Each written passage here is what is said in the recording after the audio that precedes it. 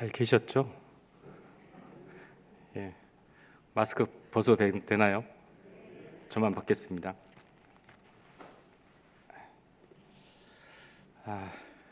찬송 감사드립니다. 잠깐 같이 기도하시겠습니다.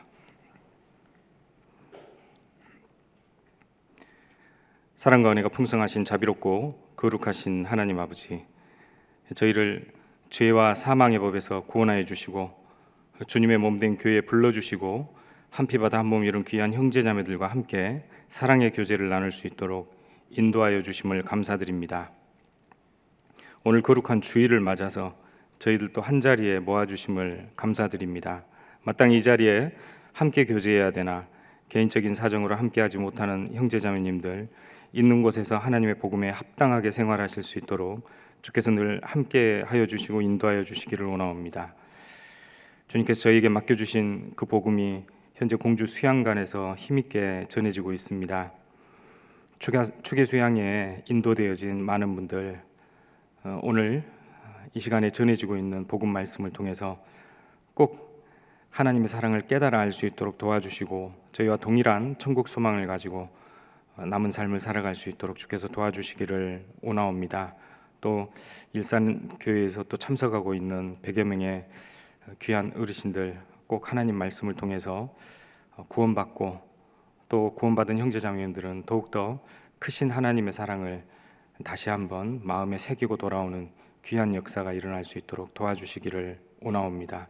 주님이 말씀하신 마지막 때가 너무 가까이 있음을 저희가 피부적으로 느끼고 살아가는 시대입니다. 이럴 때일수록 더욱더 정신을 차리고 깨어 근신하여 기도하는 가운데 우리의 삶을 하나님 앞에 온전히 흠양하게 드릴 수 있는 그런 산제물이 될 수 있도록 주께서 저희들의 모든 생각과 삶을 주관하여 주시기를 원하옵니다.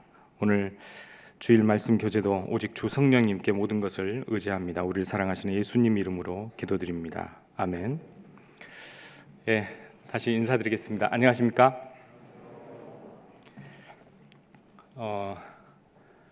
소개해 주신 대로 영주 교회에서 교제하고 있는 이민웅 형제입니다. 영주 잘 모르시는 분들이 아마 많으실 것 같아서 잠깐만 짧게 소개해 드리도록 하겠습니다. 제가 올해 이제 6년째 같이 교제하고 있는데요. 6년 전에 경상북도 안동교회에서 자립을 했습니다. 9명이 자립을 했습니다. 예, 그래서 지금 이제 한 구역 정도 이렇게 모여서 같이 교제하고 있는데 온주에서 교제하고 있을 때 이제 영주로 발령을 받았는데 영주라는 이름을 처음 들어봐서 도대체 어디에 있는지 궁금했었는데 나중에 알고 봤더니 강원도 온주와 경북 안동 사이에 경상북도에서도 제일 위쪽에 위치를 하고 있습니다. 혹시 풍기 인삼은 들어보셨나요? 풍기가 또 유명한 게 인견이 조금 알려져 있죠. 예. 그 풍기가 영주시 풍기읍입니다. 예. 뭐 위치는 모르셔도 됩니다. 워낙 멀어서요. 오기 전에 전날 저녁에 내비게이션으로 검색을 해봤습니다. 저녁 10시 넘어서 검색을 해봤더니 3시간 반 걸리더라고요. 그래서 다음날 아침에 일어나서 다시 내비게이션을 켰더니 4시간 반 걸리더라고요. 어제 오면서 5시간 반 걸렸습니다. 예, 야, 참 1차 순환로인가요? 제가 큰 길만 계속 이렇게 따라서 왔는데요.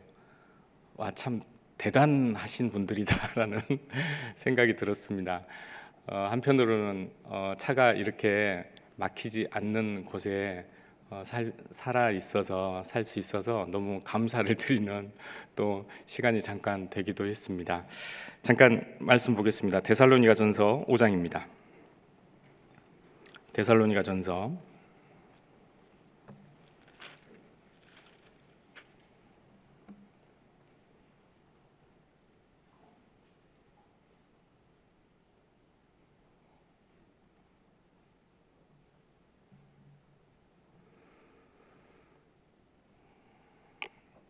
5장 16절 333페이지입니다. 데살로니가전서 5장 16절.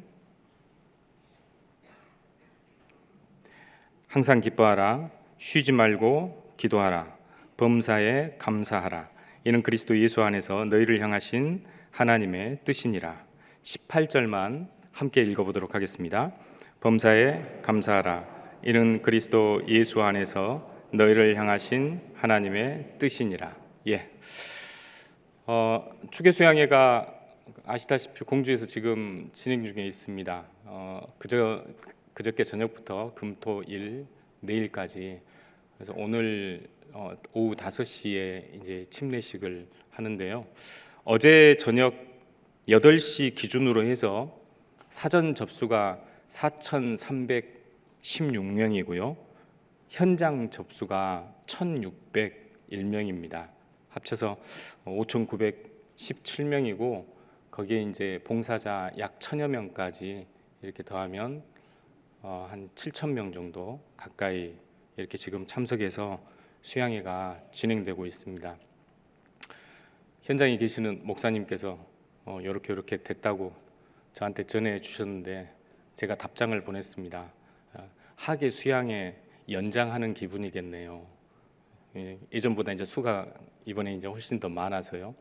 그리고 이제 날씨도 오늘 조금 더우시죠. 어제 운전하고 오는데 다시 여름이 오나 하는 생각이 들 정도로 조금 더웠습니다. 추계 수양회 많은 분들이 말씀을 듣고 계시고 또 많은 분들이 수고하고 헌신하는 가운데 복음이 전해지고 있습니다. 어제 목사님에게 들었더니 일산에서도 한 100여 분 정도가 참여하셨다고 들었습니다. 끝까지 같은 마음으로 기도해 주시면 고맙겠습니다. 자, 오늘 범사에 감사하라라는 제목으로 말씀을 상고해 보도록 하겠습니다. 16절 항상 기뻐하라, 쉬지 말고 기도하라, 범사에 감사하라. 이는 그리스도 예수 안에서 너희를 향하신 하나님의 뜻이니라. 이 말씀은 우리의 일상 가운데서 항상 우리의 삶을 통해서 나타나야 되는 덕목이라고 생각합니다. 왜냐하면 이건 하나님의 명령이기 때문에 그렇습니다. 그런데 이 세 가지 하나님의 명령 그 뒤에 조건이 붙어 있습니다. 그리스도 예수 안에서라고 하는 조건이 붙어 있습니다. 그래서 우리가 이 말씀을 함께 생각하기에 앞서서 먼저 우리 자신은 스스로에게 자문을 해봐야 될 필요가 있겠습니다. 내 자신은 그리스도 안에 있는 사람인가 아니면 그렇지 않은 사람인가 라는 것을 다시 한번 생각해 보시면 좋겠습니다. 그 누가복음 10장에 보면 어떤 율법사가 예수님을 시험하면서 이렇게 이야기를 했습니다. 예수님, 내가 어떤 선한 일을 하여야 영생을 얻을 수 있겠습니까? 라고 이렇게 이야기를 했습니다. 율법사는 아시다시피 구약 성경을 연구하는 사람이고 아침 저녁으로 쉐마를 달달달 외우는 사람입니다. 그리고 이스라엘 백성들에게 그 구약 성경 하나님의 말씀을 가르치는 사람입니다. 그렇기 때문에 하나님의 율법이 무엇인지 정확히 아는 사람입니다. 그래서 예수님께서 그 율법사의 자존심을 해치지 않기 위해서 네가 생각하기에 하나님의 율법은 뭐라고 생각하느냐라고 했더니 율법사가 대답을 했죠. 먼저는 뭐라고 그랬죠? 마음을 다하고 뜻을 다하고 성품을 다해서 하나님을 사랑하라. 두 번째는 네 이웃을 네 몸과 같이 사랑하라 하신 것이니이다 라고 하니까 예수님께서 네 말이 옳다. 가서 이를 행하라 라고 이야기를 했습니다. 왜 예수님이 그 말씀을 하셨을까요? 율법사는 정확히 그 내용을 알고 있었습니다. 그리고 그 613가지나 되는 구약 성경의 율법을 두 가지로 딱 함축 요약해서 정확히 정답을 이야기를 했습니다. 그런데 율법사가 예수님에게 질문한 내용이 뭐였습니까? 내가 무슨 선한 일을 하여야 영생을 얻을 수 있겠습니까? 라고 질문을 했습니다. 예수님께서 그랬죠. 네 말이 맞다. 가서 행하라. 결국은 율법사의 질문은 근본 동기가 잘못되어져 있죠. 자기가 무엇을 행하여야 하나님께 영생을 얻을 수 있는 걸로 생각을 하고 있었기 때문에 예수님께서 결코 행할 수 없다라는 것을 깨닫게 하기 위해서 율법사에게 그런 답변을 하셨던 겁니다. 이 말을 드리려고 하는 건 아니고요. 하나님을 잘 모르고 있고, 그리고 구약 성경에 예수님에 대해서 직접적인 예언이 320가지나 나와 있는데 그 예수님을 알아보지 못하고 오해하고 있는 그 율법사는 예수님이 누군지 모르기 때문에 예수님을 시험하면서 질문을 던졌습니다. 옳은 행동일까요? 절대 그러면 안 되죠. 하나님은 어떤 사람도 시험하지 않으십니다. 사람이 무슨 시험을 받거든 내가 하나님께 시험 받았다고 생각하지 말아라. 하나님은 악에게 시험 받지도 않으시고, 그리고 사람도 시험하지 않는다고 야고보서 1장 13절에 기록되어져 있습니다. 물론 그 야고보서 1장 13절에 시험이라고 나와 있는 단어는 테스트가 아니라 템테이션입니다. 하나님은 사람을 넘어뜨리기 위해서 유혹하시는 분이 아니죠. 사람이 자기의 욕심과 자기의 정욕을 따라서 세상의 죄악을 접하게 되고 스스로 거기에 넘어질 뿐이지, 하나님이 너 한번 당해봐라 하는 속셈으로 우리에게 유혹거리를 던져주시는 분이 아니라는 것을 이야기하십니다. 하나님은 시험하지 않으시는 분입니다. 그런데 시험 받지도 않으시는 분인데 이 율법사는 예수님이 누군지 모르니까 예수님을 시험하면서 그 질문을 던졌던 겁니다. 그런데 성경은 뭐라고 이야기하죠? 너희는 너희 자신이 믿음에 있는가? 너희 자신을 뭐 하라고 그랬죠? 시험하라고 그랬죠. 우리 자신이 먼저 믿음에 있는지 시험을 해야 됩니다. 그게 바로 온전히 믿는 사람의 자세입니다. 항상 내 자신을 돌아보고, 항상 내 자신이 정말 하나님을 기쁘시게 하는 믿음 가운데 있는지, 하나님의 말씀 위에 든든히 서 있는지 항상 내 자신을 먼저 시험을 해봐야 되겠습니다. 여러분, 날개 없는 짐승에게 나는 법을 가르쳐주면 그것은 정상적인 일일까요? 이상한 일일까요? 이상한 일이겠죠. 날개 없는 어떤 생명체에게 나는 법을 가르쳐준다는 것은 아무 소용이 없는 무용지물입니다. 그리스도 안에 있지 않는데 항상 기뻐하고 쉬지 말고 기도하고 범사에 감사하는 것은 아무 소용이 없는 거고, 그리고 불가능한 것입니다. 쉬지 말고 기도하라는 내용은 더더욱 불가능합니다. 아마 자기가 아쉬울 때, 힘들고 어려울 때나 가끔 하나님인지 부처님인지 알라신인지 누군지는 모르겠지만 내 사정 한번 돌아봐 주세요 라고 그렇게 이야기할 수 있을지 몰라도 쉬지 않고 기도하는 것은 절대 불가능합니다. 범사에 감사한다는 것은 더더욱 불가능하죠. 하나님 안 믿는 사람들이 불행한 일에 닥치면 아마 하나님에 대해서 저주와 원망을 계속 쏟아낼 겁니다. 먼저는 그리스도 예수 안에 있는 자가 기뻐할 수 있습니다. 어떤 환경에 있든지 간에 기뻐할 수 있습니다. 누가복음 9장에 예수님께서 12제자들을 부르시고 2명씩 짝을 지어서 유대의 각 동네로 복음을 전하게 보내십니다. 귀신을 물리치는 권세와 병을 낫게 하는 권세를 주시고 12명의 제자를 짝지어서 보내게 됩니다.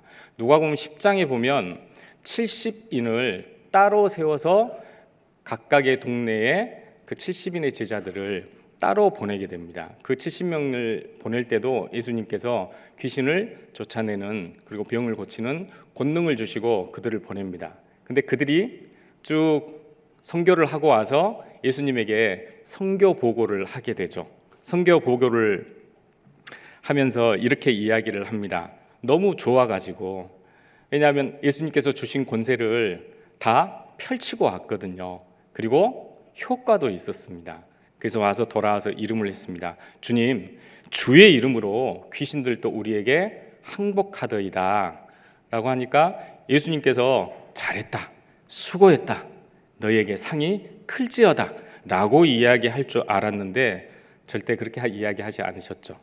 예수님께서 귀신들이 너희에게 항복하는 것으로 기뻐하지 말고 너희 이름이 하늘에 기록된 것으로 기뻐하라 라고 그렇게 말씀하셨습니다. 하늘에 우리의 이름이 기록된 것으로 기뻐해야 됩니다. 기뻐하십니까? 예, 어떤 분은 고개를 끄덕이시는데, 예, 다 아는 내용이라 식상하죠. 표정이 그러신 것 같은데요. 근데 어떤 사람은 하늘에 기록되어 있지 않은 사람은 어디에 기록되어져 있다고 에레미야 17장에 나와 있을까요? 흙에 기록이 되어져 있다고 나와 있습니다. 흙에 기록된 건 어떻게 되죠? 사람들이 밟고 지나가 버리고 바람이 불어버리면 그냥 아스러져 없어져 버립니다. 에레미야 17장 13절에 무릇 여호와를 떠난 자는 흙에 기록이 되오리니 이는 생수의 근원이신 여호와를 버림이니이다. 이렇게 나와 있습니다. 이스라엘의 근본적인 죄를 이야기하고 있습니다.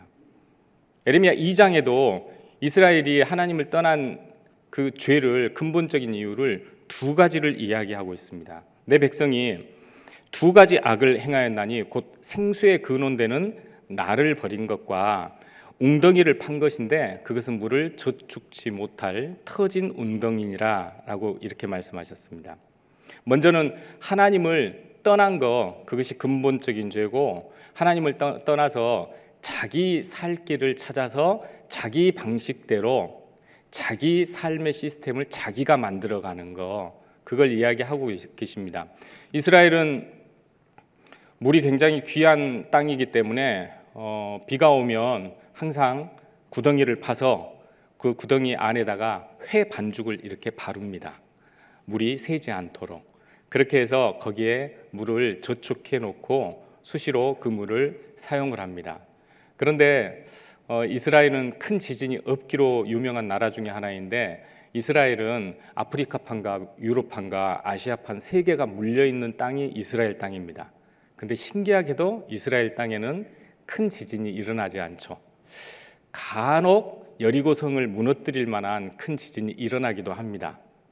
최근에는 그런 소식은 전혀 들어본 적은 없죠. 그런데 작은 지진들은 1년에 한 160여 차례 있습니다. 살아가는데 전혀 지장이 없습니다. 근데 그 작은 지진이 어떤 지진이냐면, 구덩이를 파고 회반죽을 발라놨는데 살짝 흔들리면 어떻게 되죠? 실금이 가죠. 그러면 물이 어떻게 될까요? 예, 물이 다 새게 되어 있습니다. 예. 스스로 구덩이를 팠는데 결국은 저축치 못할 구덩이.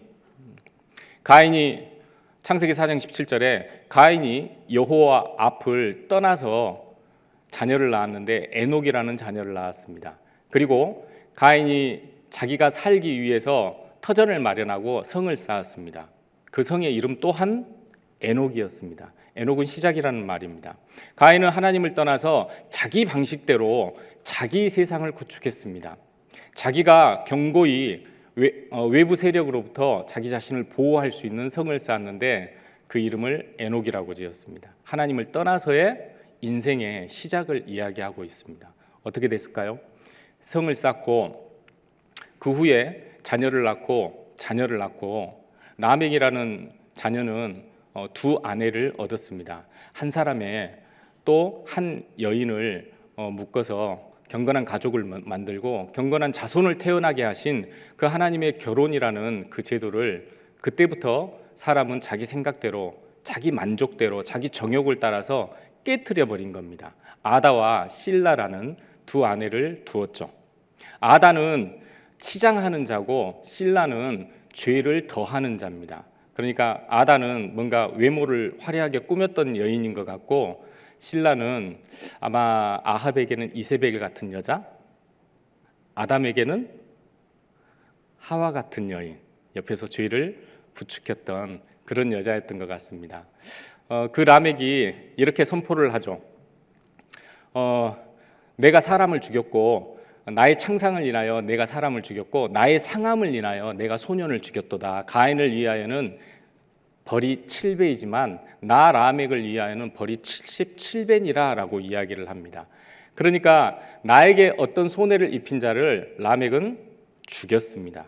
심지어는 나를 조금 상하게 한 어떤 어린 사람, 소년조차도 죽여버렸습니다. 여러분, 누군가가 나에게 손해를 끼치고 누군가가 내게 상처를 줬다고 죽여버리면 됩니까? 되나요? 안 되죠? 안 되죠? 예. 누군가가 내게 상처를 주고 누군가가 나에게 손해를 입혔다면 어떻게 해야 되죠? 빨리 대답해 보세요. 어떻게 해야 되죠? 무엇이라고요? 보복하시면 안 됩니다. 예, 용서해야 되죠. 무엇을 위해서요? 복음을 전하기 위해서. 예. 그런데 죽여버렸습니다. 그러니까 발전된 도시 문명 뒤에 그 후에 자녀를 낳고 자녀를 낳고 자녀를 낳는데 그 자녀들이 음악을 발전시켰고 그 자녀들이 각종 동철로 기구를 만들었으며 그 자녀들이 목축업을 하는 자의 조상이 됐습니다. 그러니까 성을 만들고 도시를 만들고 그 안에 사람이 살아갈 수 있는 여러 가지 문화, 기술들을 발전을 시켰습니다. 그리고 그 모든 것들을 배경으로 하고 라멕이 선포했던 게 그거였습니다. 나 건들기만 해봐. 가인을 위해서는 벌이 7배지만 나를 위해서는 77배야. 가만 놔두지 않을 거야. 사람의 심령의 상태가 완전히 하나님을 떠나서 완전히 죄악된 심령으로 변해버린 것을 고스란히 이야기를 해주고 있습니다. 나중에 어떻게 되죠? 나중에 결국은 하나님의 물의 심판으로 말미암아서 다 쓰러져 버리고 없어져 버리고 수장되어 버립니다. 아무리 하나님을 떠나서 자기 자신이 안전하게 거할 곳이고 자기 자신의 목적과 뜻을 이루기 위해서 성을 쌓고 기술을 발전시키고 모든 것을 쌓아가지만 결국은 하나님의 심판 앞에 여호와를 떠난 자는 멸망하게 될 거라는 것을 성경은 계속 이야기하고 있습니다. 그래서 요한일서 3장 12절에 가인같이 하지 말아라. 저는 악한 자에게 속하여 그 아우를 죽였으니 어찐 영고로 죽였느냐. 자기의 행위는 악하고 그 아우의 행위는 의로움이니라. 여기서 하나님 보실 때 악하고 의로운 것을 요한일서 3장 12절은 확실히 구분을 하고 있습니다. 악한 것은 뭐가 악한 것입니까? 여러분 생각해 보세요. 가인도 열심이 있었습니까? 없었습니까? 엄청난 열심이 있었습니다. 열심으로 따지면 아벨하고 비교가 안 되죠. 육신적으로 따지면, 정성으로 따지면 아벨과 비교가 안 됩니다. 짐승을 키우는데 목초지가 있는 곳에 왔다 갔다 다니고, 그리고 가끔 목마를 것 같으면 시냇가에 가서 물을 먹게 하고, 뭐 이 정도. 가끔 천적이 옆에 달라들면 지팡이로 천적을 막아주는 요 정도. 그런데 농사는 어떻죠? 봄에 씨를 뿌리고요, 여름에 쓰러지지 않도록 다 세워줘야 됩니다. 혹시 병충해가 있을까봐 전전긍긍하면서 잡초도 뽑아주고 정말로 하루라도 쉬는 날이 없습니다. 드디어 가을에 결실을 맺고 수확을 합니다. 그 수확 중에 가장 좋은 것을 하나님께 드렸어요. 근데 결과는 어떻습니까? 하나님 받지 않으셨어요. 너무나 아이러니하죠. 육신의 눈으로 보기에는 너무나 아이러니하고 너무나 이해할 수 없는 상황이었습니다. 만약에 가인이 선한 마음을 가지고 있고 가인이 정말 내가 무엇을 하면 하나님이 기쁘실까라는 생각으로 했다면 동생에게 시기하고 질투하고 미워하는 마음을 가져야 되겠습니까? 가서 물어봐야 되겠습니까? 또 대답 안 하시네. 가서 물어봐야겠죠. 야, 네 재물은 내가 봐도 별로 그렇게 크게 정성이 들어간 것 같지 않은데 왜 하나님이 네 걸 받으셨을까 하고 물어봐야 되는 게 선한 마음입니다. 혹시 지금 내가 하고 있는 일이 하나님께서 자꾸 막으시는 듯한 느낌을 받으시면 하나님 미워 하면서 계속 내 계획대로 나가셔야 됩니까? 와서 한번 교제해 보셔야 됩니까? 교제해 보셔야 됩니다. 교제해 보셔야 돼요. 사도 바울은 자기가 유럽 쪽으로 계속 전도를 하러 가려고 했는데 꿈에 성령이 막으시는 거예요. 그리고 마게도냐 사람들이 꿈에 나타나서 이리 오세요 하고 계속 손짓을 하는 거예요. 그래서 어떻게 했죠? 하나님께서 부르신다는 걸로 그렇게 믿고 마게도냐 쪽으로 가게 되죠. 그래서 빌립보에 가서 전도를 하게 됩니다. 분명히 자기가 무슨 일을 계획하고 무슨 일을 진행하고 있는데 이거 자꾸 뭔가 막히는 것 같은 느낌이 들면 물어보셔야 됩니다. 가인은 물어보지 않았습니다. 가인은 하나님께 대한 열심이 있었으나 지식을 좇은 것이 아니라 하나님의 의를 모르고 자기 의를 세우려고 힘써 하나님의 의를 복종치 않았고, 그 속에 죄의 소원이 있었습니다. 육신이 있기 때문에 시기와 질투와 원망이 계속 올라왔습니다. 생각해 보세요. 1년을 내내 그렇게 고생하면서 농사를 지었는데 그 농사 수확물 중에 가장 좋은 것을 하나님께 드렸는데 하나님께서 그걸 받지 않으셨어요. 그리고 그냥 하찮은 어린 양 새끼 한 마리 피 찍찍 흘린 보기도 사나운 그걸 받으셨어요. 얼마나 마음에 원망이 컸겠어요. 믿음이 없으니까, 하나님을 사랑하는 마음이 없으니까. 기뻐하고 하나님과 늘 소통하고 하나님께 범사에 감사하는 게 없었기 때문에 자기의 열심만 드러나 있었고 자기의 뜻과 자기의 의지와 자기의 계획만 드러나 있었습니다. 결국은 죄의 소원은 네게 있으나 너는 죄를 다스릴지니라 라고 말씀하셨는데도 불구하고 죄를 지을 수 있는 환경이 들에 탁 드러났죠. 아무도 없었고 가인과 아벨만 있었습니다. 결국은 돌로 쳐 죽였습니다. 성경은 분명히 이야기합니다. 가인의 행위는 악하고 그 아우의 행위는 의로움이니라. 가인은 믿음으로 제사를 드린 게 아니라 자기 열심, 자기 의, 자기 공로를 내세우면서 하나님께 제사를 지냈고, 아벨은 믿음으로 제사를 지냈습니다. 여러분, 가인과 같이 하면 안 되겠죠. 아무리 내가 공든탑을 쌓아놔도 하나님께서 한번 심판하시면 하루아침에 모든 것이 멸망돼야 된다는 걸 아셔야 됩니다. 여러분, 그래서 우리는 기뻐해야 됩니다. 왜 그러죠? 우리의 이름이 하늘에 기록되어져 있기 때문에 그렇습니다. 우리의 이름이 하늘에 기록되어 있고 우리의 하는 모든 행위는 믿음 위에서 하나님께서 믿음으로 살라고 하셨고, 믿음으로 사는 모든 행위는 하나님께서 반드시 갚아주신다고 말씀하셨습니다. 여러분, 저희는 그 근본을 가지고 있는 사람들입니다. 저희는 영생을 가지고 있는 사람들입니다. 저희는 하나님의 사랑을 소유한 사람들입니다. 그래서 우리는 기뻐해야 됩니다. 혹시 지금 한 20분 정도 말씀을 드렸는데 저 목사가 무슨 말 한다냐 하고 속에 의문이 드신 분들은 꼭 며칠 있으면 성경 강연회 하죠. 기도 부탁 올라왔던데 꼭 성경 강연에 참석하셔서 첫날부터 마지막 날까지 꼭 다시 한번 새겨 들어보셔야 할 겁니다. 17절에 쉬지 말고 기도하라.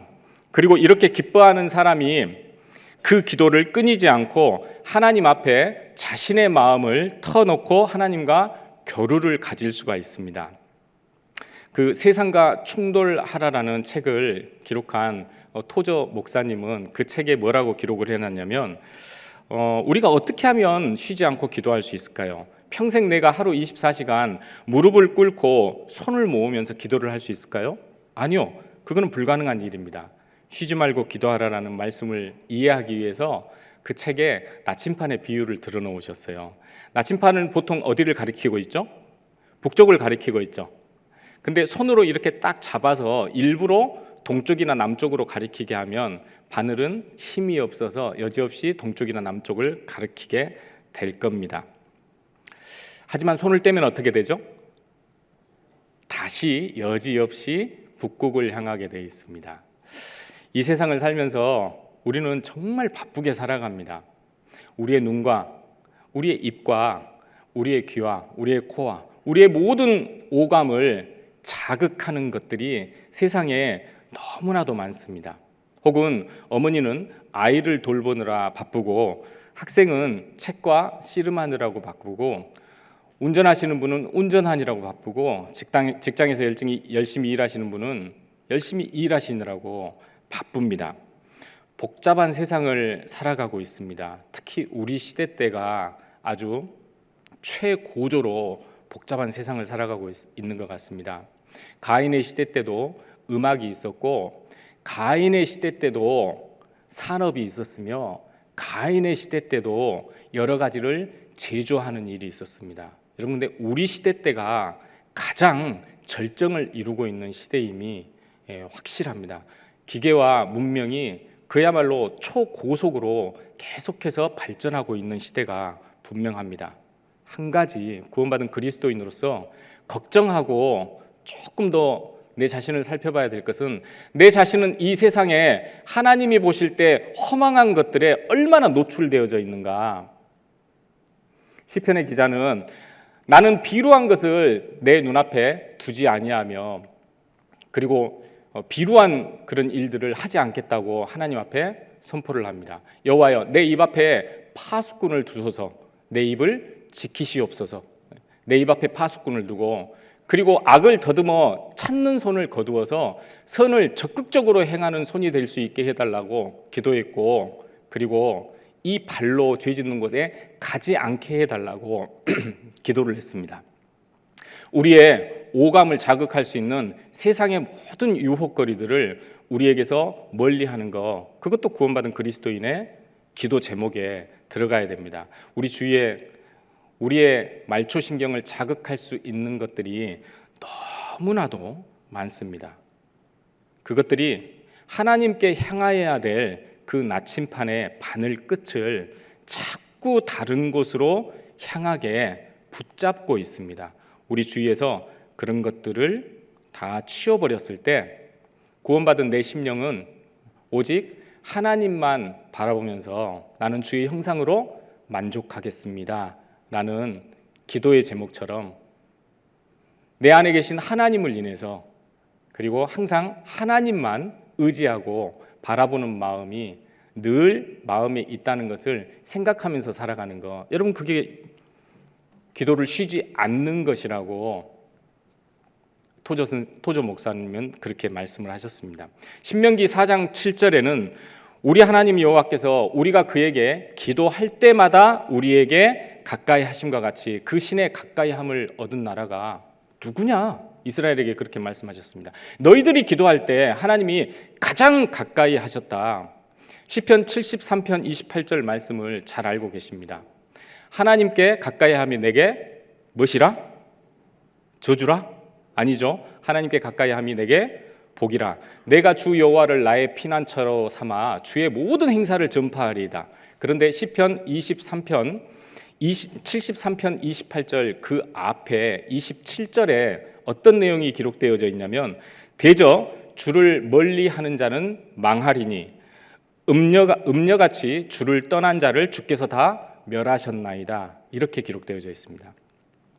주님을 떠나는 자 결국은 멸망하게 된다는 것을 말씀하시고, 28절에는 하나님께 가까이 하는 것이 복이다. 하나님을 피난처로 삼아서 주의 행사를 전파하는 것. 그런데 하나님께 가까이 하는 거, 그때 언제 가장 가깝냐? 바로 신명기 4장 7절에 있는 말씀처럼 우리가 하나님께 기도할 때마다 하나님께서 우리에게 가까이 하신 것 같이. 마태복음 6장에 보면 은밀한 중에 계시는 너희 하나님께 기도하라. 은밀한 중에 보시는 너희 하나님께서 갚으시리라 라고 말씀하셨습니다. 골방에 들어가서 은밀히 기도하는 거. 왜요? 하나님과 가장 가까이 있을 때입니다. 가장 가까이 있을 때 은밀하게 보시는 그 하나님께서 다 갚아주십니다. 선행을 행할 때도 은밀하게 보시는 하나님 앞에 행하라고 말씀하셨습니다. 오른손이 하는 일을 왼손이 모르는 것처럼 하라고 말씀하셨습니다. 이사야 성경에는 갑자기 단어가 생각이 안 나네. 밥 안 먹는 거 뭐라고 그러죠? 금식. 예. 아이 참, 단어가 이렇게 생각이 안 나요. 예. 금식할 때에도 은밀한 중에 갚으시는 하나님 앞에 금식하라고 되어져 있습니다. 그래서 밥 안 먹으면 창백해지잖아요. 그래서 이스라엘 민족 어떻게 했죠? 손을 콱 깨물어서 피를 내서 여기다가 이렇게 혈색이 돈 것처럼, 예, 그렇게 금식하라고 했습니다. 은밀히 보시는 하나님 앞에 하는 겁니다. 여러분, 은밀히 보세요. 멀리서 은밀히 보실까요? 가장 가까운 곳에서 은밀하게 보실까요? 가장 가까운 곳에서 우리를 은밀하게 보시는 분이, 그분이 하나님이십니다. 쉬지 말고 기도하는 건 굉장히 중요합니다. 왜냐하면 그것은 전도하고 곧바로 연결되어 있기 때문에 그렇습니다. 사도행전 16장에 보면 아까 제가 말씀드린 사도 바울이 마게도냐 지경에 있는 빌립보라는 성에 가서 전도를 하게 됩니다. 그런데 빌립보라는 지역은 유대인들이 그렇게 많지 않아요.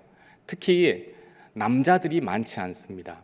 보통 유대인들이 모여 있는 동네에는 그들이 안식일마다 모여서 함께 구약 성경을 한 사람은 읽고 다른 사람은 듣고 하나님께 예배를 드리는 시나고그, 즉 회당이라는 것이 있습니다. 그곳에 들어가서 안식일마다 하나님을 섬기는 예배를 드리곤 했습니다. 그런데 유대인들이 많지 않은 동네에는 회당이 없어요. 특별히 남자들이 또 많이 있지 않은 동네에는 회당이 없습니다. 그래서 빌립보 지역에 가서 사도 바울이 그 강가에 모여 있는 아낙네들, 강가에서 이렇게 빨래하고 있는 아낙네들에게 기도처가 어디가 있는지 물어보게 됩니다. 왜냐하면 기도처는 주로 강가에 있거든요. 이스라엘이 바벨론 포로 잡혀갔을 때 그때 예루살렘에 있는 하나님의 성전을 바라보면서 어디에서 모여서 기도를 했냐면 바벨론 강가에 모여서 기도를 했습니다.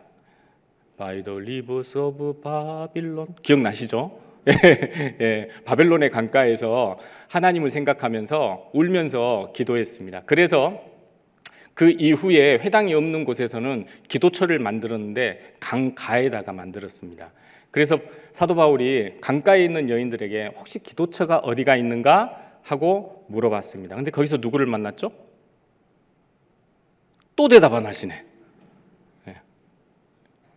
몰라서 대답을 안 하신가요? 사도행전 16장 찾아보겠습니다. 모르시진 않을 것 같고요. 사도행전 16장입니다.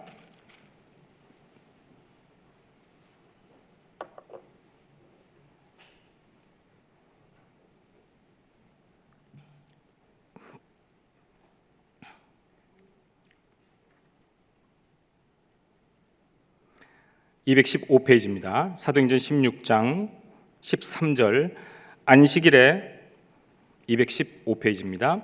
16장 13절 안식일에 우리가 기도처가 있는가 하여 문 밖 강가에 나가 거기 앉아서 모인 여자들에게 말하더니 두아디라 성에 자주 장사로서 하나님을 공경하는 루디아라 하는 한 여자가 들었는데 주께서 그 마음을 열어 바울의 말을 청종하게 하신지라.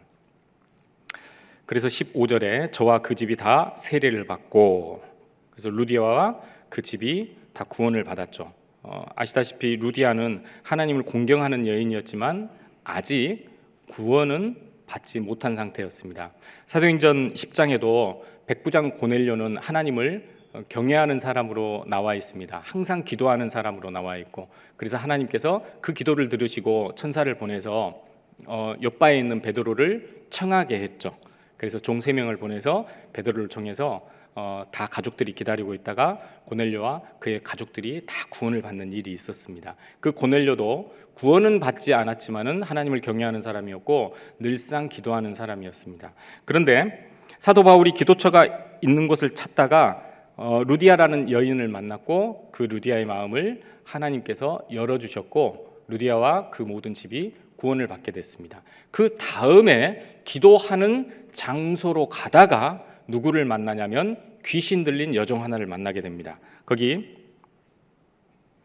16절입니다. 우리가 기도하는 곳에 가다가 저만은 귀신 들린 여종 하나를 만나니 저무로 그 주인들을 크게 이야기하는 자라. 바울과 우리를 쫓아와서 소리질러 가로되 이 사람들은 지극히 높은 하나님의 종으로 구원의 길을 너에게 전하는 자라 하며 이같이 여러 날을 하는지라. 바울이 심히 괴로워하여. 여러분, 바울이 왜 괴로워했을까요? 저는 예전에 귀신 들린 여종이 자꾸 쫓아와서 이 사람들은 지극히 높으신 하나님의 종이고 너희들에게 구원을 전하는 자다. 얼러리 꼴러리. 요래서 괴롭나? 라고 생각할 때가 있었거든요. 여러분, 누가 저희들 옆에 와서 이 사람은 지극히 높으신 하나님의 종이고 여러분들에게 구원의 복음을 전하는 자입니다 하면 우리는 기분 나빠해야 됩니까? 감사해야 됩니까? 감사해야 되죠? 감사해야 됩니다. 근데 왜 사도 바울이 마음이 심히 괴로웠을까요?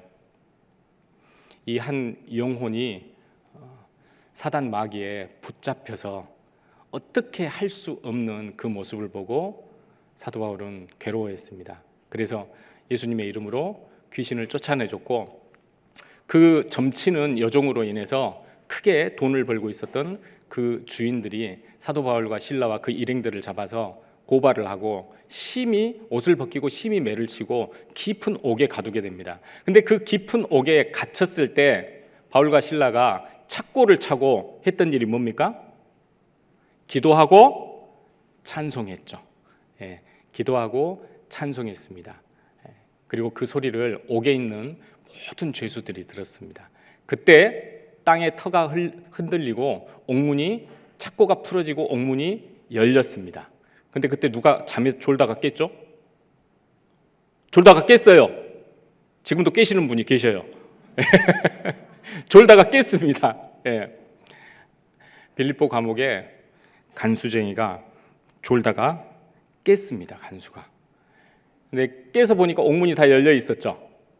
그래서 도망간 죄수는 자기가 책임을 져야 되거든요. 옥문이 다 열려 있었어요. 그 죄수가 다 도망갔으니 자기 생명 하나로 어떻게 감당이 되겠습니까? 그래서 스스로 자결하려고 칼을 빼들었습니다. 그때 바울이 나오면서 외쳤습니다. 칼을 멈춰라. 우리가 다 여기 있다. 우리가 모두 여기 있다. 여러분, 죄수들이 감옥에 갇혀 있고 착고에 채워져 있습니다. 꼼짝달싹을 못합니다. 그런데 갑자기 땅이 흔들리더니 착고가 풀어지고 옥문이 열렸어요. 그럼 그 다음 행동은 뭘 해야 되죠? 뭐 안 물어봐도 답은 뻔하죠. 우린 자유다 하고 죄수들은 기뻐하면서 어리둥절하지만, 괴이하지만, 놀랍지만, 놀라면서 우와 이게 무슨 일이야 하면서 나갔을 겁니다. 다. 그리고 또 하나님을 믿는, 예수 그리스도를 믿음으로 구원받은 그리스도인들은 또 어떻게 했을까요? 역시 하나님은 나를 버리지 않으셨어 하면서 할렐루야 하면서 나갔겠죠. 제 말이 맞습니까? 저 같으면 그랬습니다. 바울은 어떻게 했을까요? 바울은 그렇게 하지 않았습니다. 바울은 그곳에 그대로 있었습니다. 왜냐하면 하나님께서 바울이 가는 곳마다 누구를 만나게 하셨죠? 구원 받아야 될 영혼들을 만나게 하셨습니다. 근데 아직 구원의 역사가 일어나지 않았습니다. 바울은 기다렸습니다. 그리고 그 장면을 목격했습니다. 칼을 멈춰라. 우리가 다 여기 있느니라. 그때 간수가 나와서 이야기를 했습니다. 내가 어떻게 해야 구원을 얻을 수 있겠습니까? 여러분, 이미 이 빌립보 지역에요, 바울과 실라와 그의 일행들이 떴다는 소문이 쫙 깔렸습니다. 야, 그 귀신 들린 여종이요, 몇 날 며칠을 그 빌립보 지역을 돌아다니면서 바울이 가는 곳마다 동네 방네 선전 다 하고 다녔어요. 소문 났을까요? 안 났을까요? 근데 그 여종이 제정신으로 돌아왔어요. 더 소문은 일파만파로 퍼졌습니다. 감옥에까지 퍼졌습니다. 그리고 깊은 옥에 갇힌, 가장 지저분하고 냄새나는 깊은 옥에 갇힌 그 바울과 실라, 억울하게 매를 맞고 피를 흘리면서 정말 다른 믿지 않은 사람들이 봤을 때는 야, 저 얼마나 억울할까. 저 사람들 내가 볼 때 특별히 죄 지은 것도 없는데 그냥 뭐 예수라는 사람 믿으라고 전하는 것뿐인데 왜 저렇게 맞아야 되지? 하고 이상하게 생각할 수도 있습니다. 그런데 나 같으면 억울해서 혀 깨물고 죽을지도 모르는데 그들이 가장 깊은 옥에 갇혀서 한 건 뭐였습니까? 기도하고 찬송하는 거였습니다. 모든 죄수들이 그걸 다 들었습니다. 그리고 옥문이 열렸고 간수가 내가 어떻게 하면 구원을 얻을 수 있겠냐라고 했을 때 사도 바울과 실라가 간수와 그 간수의 모든 가족들에게 복음을 전했습니다. 그리고 다 구원을 받았습니다.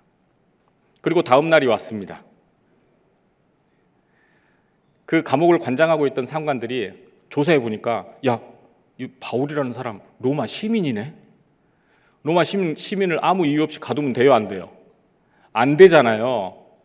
그래서 자기 사람들을 시켜서 야, 빨리 가서 꺼내줘라 하고 그날 아침에 감옥에서 나갔습니다.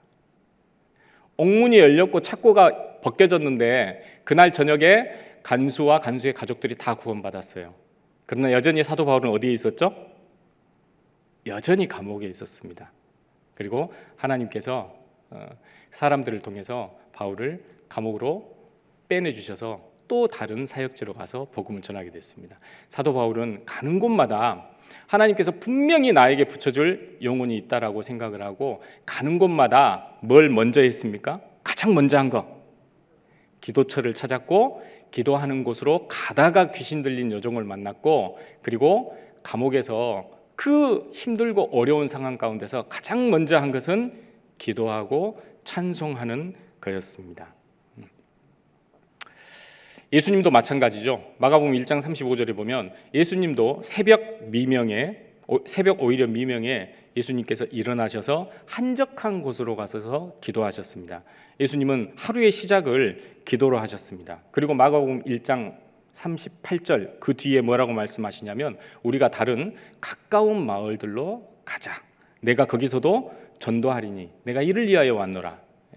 새벽 미명에 아침에 일찍 일어나셔서 하나님께 기도하고 그리고 제자들과 함께 아침 일찍부터 동네를 쫓아다니시면서 전도하러 다니셨습니다. 습관을 쫓아 기도하셨고 기적 전에 기도하셨고 아무리 바빠도 기도부터 하셨습니다.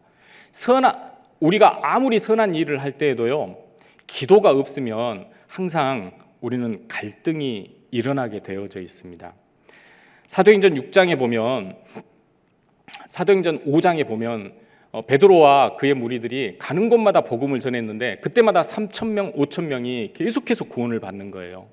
그래서 대제사장과 율법학자들이 이것을 크게 못마땅하게 여겨서 그들을 잡아서 예수의 이름으로 전하지 말 것을 엄히 고하고 채찍을 때려서 놓았습니다. 그래도 그들은 계속 전하자 베드로와 그의 일행들을 다시 잡아들였습니다. 그런데 그때 가말리엘이라고 하는 그 유대에 존경받는 학자가 그 이야기를 합니다. 옛날에 드다라는 사람이 일어나서 잘못된 것을 전해서 드다라는 사람을 한 400여 명이 쫓아다녔다. 그러나 드다가 죽었을 때 그때 그 400여 명이 다 흩어졌다. 또 예전에 갈릴리 마을에 유다라는 사람이 일어나서 많은 사람들을 이끌었는데 그 유다가 잘못되자 모든 사람들이 다 흩어졌다.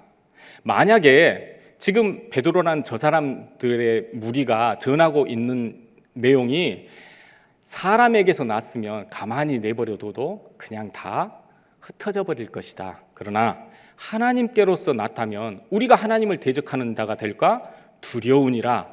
이 말을 듣고 대제사장과 그의 무리들이 그 말이 옳다 하고 베드로와 그 일행을 매를 쳐서 다시는 예수의 이름으로 전하지 말 것을 또 단어가 생각이 안 나네요. 예, 네. 전하지 말라고 엄히 명하고 그들을 흩었습니다. 그런데 베드로와 그의 사도들이 어떻게 거기를 떠나갔죠?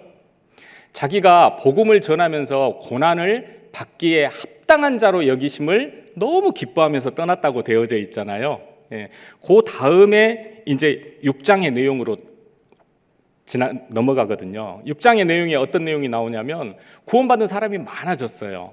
그래서 헬라파 유대인들과 히브리파 유대인들을 구제하는 일을 또 많이 했습니다. 이제 교회가 규모가 커지니까요. 구제하는 일을 많이 했는데 히브리파 과부들은 구제하는 일에 빠짐없이 이렇게 했는데 헬라파 과부들이 구제하는 일에 자꾸 빠져요. 그러니까 한 교회 안에서 점점 분열이 일어나기 시작하죠. 그래서 제자들이 교회 앞에서 이렇게 이야기를 합니다. 야, 헬라파 유대인들이 자꾸 과부들이 빠져서 원망하는 일이 있으니까 그러지 말고 우리는 기도하는 일과 말씀 전하는 일에 전무할 테니까 구제하는 일, 교회를 돌보는 일을 전문으로 하는 그 믿음이 있는 그 집사님들을 좀 세우자 해서 7명의 집사들을 세우잖아요. 그러니까 제자들은 뭐라고 이야기를 합니까? 그 이야기를 하면서 우리는 기도와 말씀 전하는 일에 전무하겠다. 너무 일이 많았어요. 그래서 기도와 말씀 전하는 일이 소홀히 됐습니다. 그래서 서로 이렇게 불평과 원망하는 일이 있었다고 나와 있습니다. 예수님께서 변화산에 올라가셔서 기도하셨을 때 그 용모가 변하셨고, 그리고 예수님께서 12제자를 세우시기 전날 밤에 밤새도록 기도하시고 12제자를 부르시고 12제자를 세우셨습니다. 여러분, 예수님은 하루의 시작을 기도로 시작하셨고, 중요한 일이 있을 때마다 기도로 하나님의 능력을 구하셨고, 그리고 그 일이 이루어졌을 때 기도로 하나님께 모든 영광을 돌렸고, 하루의 마침을 기도로 끝내셨습니다. 십자가에 못 박히시고 계실 때 그때 자기를 못 박는 로마 병사들을 위해서 기도하셨고, 십자가 위에서도 기도를 하셨습니다. 여러분, 기도는 우리 그리스도인의 특권이자 우리 그리스도인의 힘의 원천입니다. 왜냐하면 기도할 때마다 하나님께서 우리의 마음에 원하는 것을 들으시고, 기도할 때마다 우리 가장 가까이에서 우리의 소원을 들으시고 이루어 주시는 분이, 그분이 바로 능력의 하나님이시기 때문에 그렇습니다. 18절에 범사에 감사하라. 이는 그리스도 예수 안에서 너희를 향하신 하나님의 뜻이니라. 항상 기뻐하는 사람이요, 항상 하나님과 소통할 수 있고요, 항상 기뻐하고 항상 소통하는 사람이 범사에 감사할 수 있습니다. 여러분, 범사라는 건 뭐죠? 어떤 구별된 일인가요? 간혹, 때때로? 아니죠. 범사는 우리에게 연관되어진 모든 일을 이야기를 합니다. 모든 일, 모든 환경, 모든 일, 내 주위에 있는 모든 사람. 아시죠? 로마서 8장 28절에 하나님을 사랑하는 자, 곧 그 뜻대로 부르심을 입은 자들에게는 모든 것이 합력해서 뭘 이루죠? 선을 이룬 겁니다. 선을 이룹니다.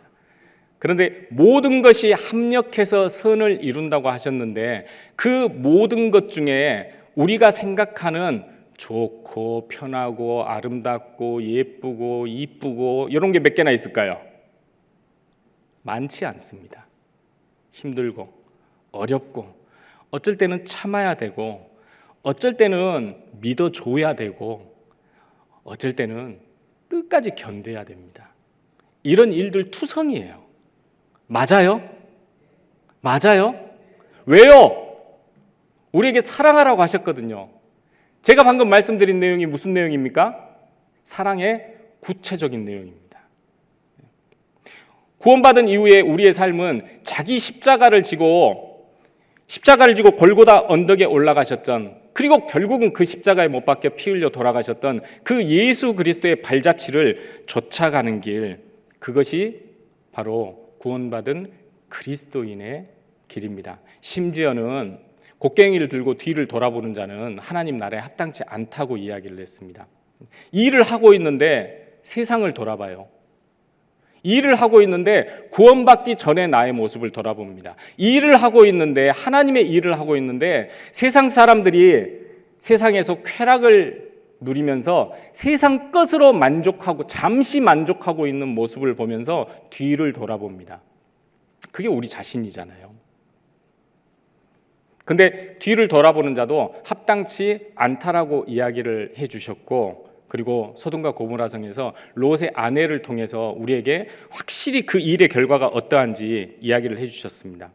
여러분, 우리는 범사에 하나님께 감사할 수 있습니다. 어떠한 불행이나 어떠한 슬픔이나 어떤 환경에서든지 감사할 수 있는, 우리는 조건을 타고나 받은 사람들입니다. 하나님께 받은 사람들입니다. 그것은 먼저 그리스도 예수 안에 있는 자만이 그렇게 할 수 있습니다. 에베소서 5장 보겠습니다. 에베소서 5장 18절입니다.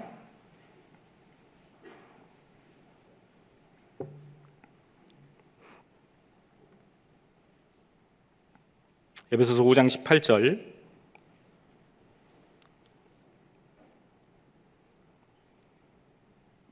(315페이지입니다)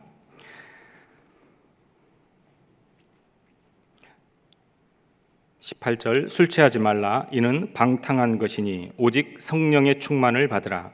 시와 찬미와 신령한 노래들로 서로 화답하며 너희의 마음으로 주께 노래하며 찬송하며 범사에 우리 주 예수 그리스도의 이름으로 항상 아버지 하나님께 감사하며 그리스도를 경외함으로 피차 복종하라. 여러분, 하나님께서 사람을 창조하신 목적 중에 하나는 하나님께 찬송과 영광을 돌리게 하시기 위함입니다. 성령으로 거듭난 그리스도인들은 마땅히 하나님께 찬송과 영광을 돌려야 됩니다.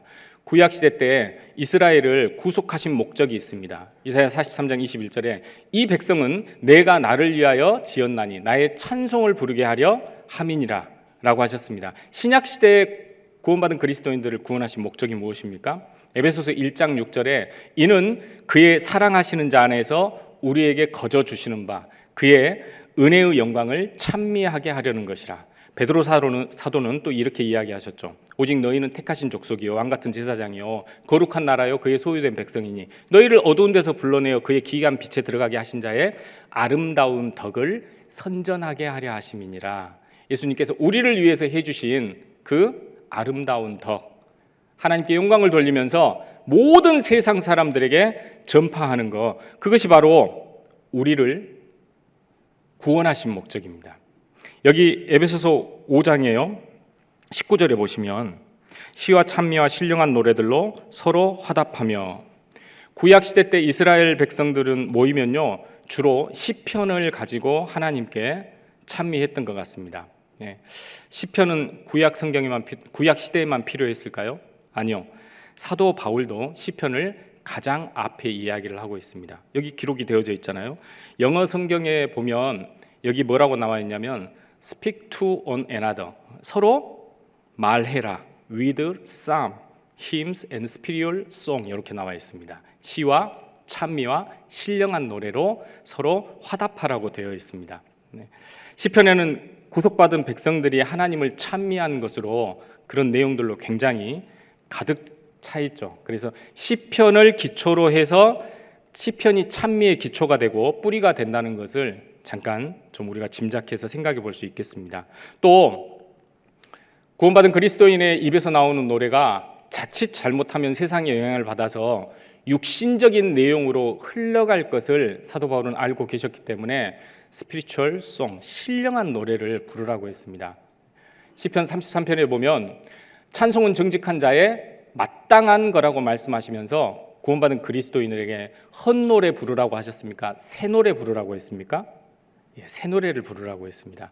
거듭난 자로서, 영원한 생명을 가진 자로서 하나님의 영광을 찬양하고 찬송하는 그 새로운 노래를 부르라고 말씀을 하셨습니다.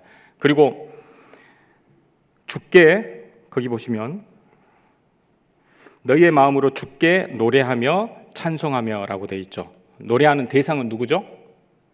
우리의 주님이 되셔야 됩니다.